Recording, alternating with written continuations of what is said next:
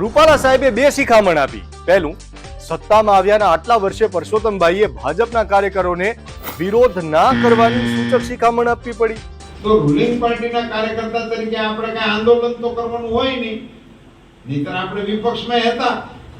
અમે શરૂઆત કરી ત્યારે તો વિપક્ષમાં જ હતા, એટલે હડતાલ, ચક્કાજામ, રેલ રોકો, બસ રોકો, આવું બધું આપણે કરતા હોય ને. એમાં કાંઈ બહુ ટાઈમ ટેબલ શીખડાવવાની જરૂર પડે, અને એની આપણને ફાવટી બહુ સારી હતી, એ આપણે એમાં એક્સપર્ટ હતા. હવે આપણી સરકારો આવી ગઈ એટલે એ કાર્યક્રમો હવે આપણે કરવાના હોય. એમની આ સ્પીચ 3 દિવસ પહેલાની છે, જેમાં રેલવે વિભાગમાં નેતાએ સ્વાર્થ માટે કોઈ સળી કરાય નહીં એવી સલાહ પણ આપી હતી. એવું કઈ અમારે ન વિચારે હવે મારું કામ છે ને હું અહીંયા ટ્રેન નો કરાવી દઉં, એવું ન હાલે. ઈ જ્યાં હાલે છે ત્યાં જ હાલે. એના પાટા કઈ ત્રાહા પાંગા કે કરાય નહીં, અને ઈ રવાડે ચડાય.